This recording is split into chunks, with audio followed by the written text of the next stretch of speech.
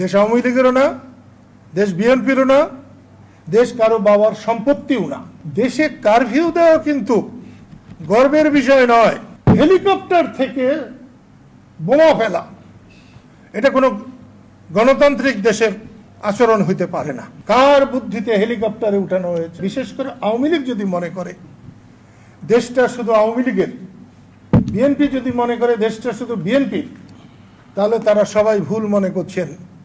দেশ আওয়ামী লীগেরও না, দেশ বিএনপিরও না, দেশ কারো বাবার সম্পত্তিও না। দেশটা দেশের মানুষের। আমি আওয়ামী লীগের বিপক্ষে বলতে আসি নাই, বিএনপির পক্ষে বলতে আসি নাই, আওয়ামী লীগের পক্ষে বলতে আসি নাই। আমি মানুষের পক্ষে বলতে এসেছি, যারা শহীদ হয়েছে তাদের পক্ষে বলতে এসেছি। দেশের মানুষ এইরকম অরাজকতা চায় না। আজকে যেরকম সাধারণ ছাত্ররা রাস্তায় নেমেছে,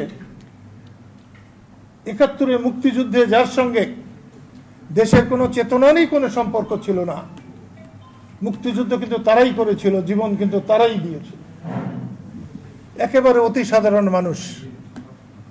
আমার কাছে কিন্তু সেরকমই মনে হয়েছে। কালকেও আমি রাস্তায় যাদেরকে দেখেছি একই রকম মনে হয়েছে।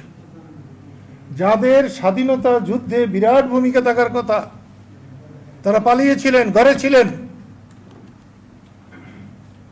আজকেও যারা গাড়ি ভাঙছে, অমুক করছে, তমুক করছে, এদের কিন্তু একটা সময় খুঁজে পাওয়া যায় নাই, এবং এদেরকে নিয়ে আমার খুব একটা মাথা ব্যথাও নেই। কিন্তু রাষ্ট্র যারা পরিচালনা করছেন, এত দক্ষ যোগ্য পরিচালকেরা, তারা এমন একটা অবস্থার সৃষ্টি করলেন কেন? দেশে কারফিউ দেওয়া কিন্তু গর্বের বিষয় নয়।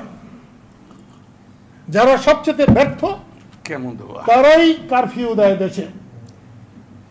ক্যান্সারের রোগীকে যেমন কেমো দেওয়া হয়, ঠিক তেমনি একটা দেশে কারফিউ দেওয়ার অর্থ হচ্ছে কেমো দেওয়া। আমি এর নিন্দা করছি। হেলিকপ্টার থেকে বোমা ফেলা এটা কোনো গণতান্ত্রিক দেশের আচরণ হইতে পারে না। সেটা ফুললেও আমি এর বিরোধিতা করতাম।